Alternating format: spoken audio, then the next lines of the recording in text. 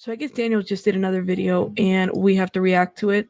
Let's get into it because this is like, he's demonstrating in this video malicious intent with, I guess, accusations.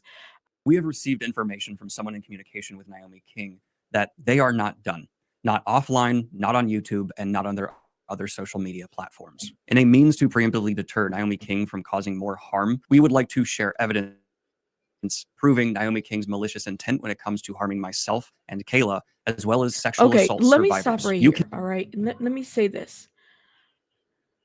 Naomi said that they were not done. Okay. They were not done. They said that. And they said it on the other video.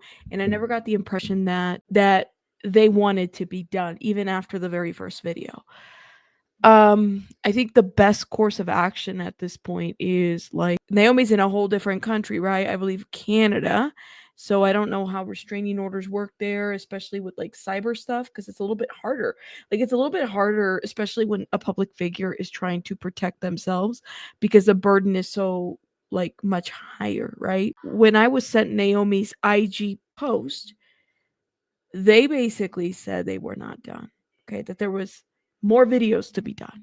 You can see in this message here, shared by a person in direct communication with Naomi, explaining why Naomi's videos, falsely accusing me of sexual assault, are wrong. And in my opinion, Naomi, in response, is clearly mocking rape. The message reads as follows. You described it. That's why everyone was calling him a rapist, and everyone making reaction videos crying for you. That's what all the supportive were about. That's why everyone was talking about survivors in your comments, to which Naomi King responds with a goofy laughing emoji, and then the word oops, before our informant says, what do you mean, oops? And Naomi says, well, we'll have to see what happens. I have a right to defend myself in the court of public opinion and law. We are sharing this evidence not just because it has to do with me, but because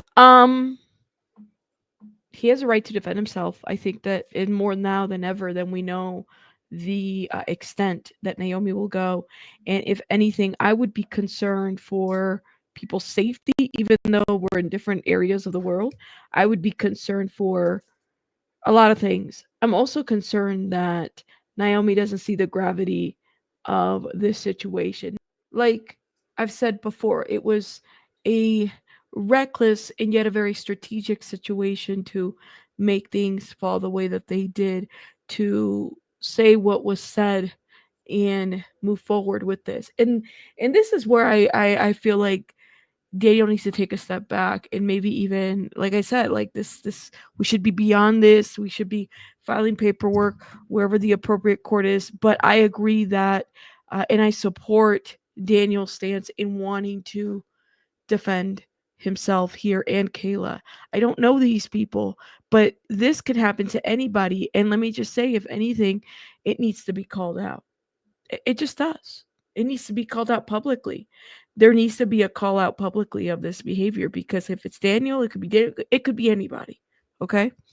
Because unfortunately, there are viewers of this channel who have been victims of rape or sexual assault themselves and who are affected by Naomi King's video. And here you can see Naomi King making light of their experience of sexual assault and rape and mocking them. This is not funny. It is not funny to accuse someone falsely of rape, and it is not funny to mock real rape victims. And I will say once again, Naomi King and I had a consensual affair 2 years ago. Naomi King has already uploaded and deleted an apology video addressed to myself, Kayla, and to sexual assault victims. I am so sorry to every survivor that I have hurt in doing this.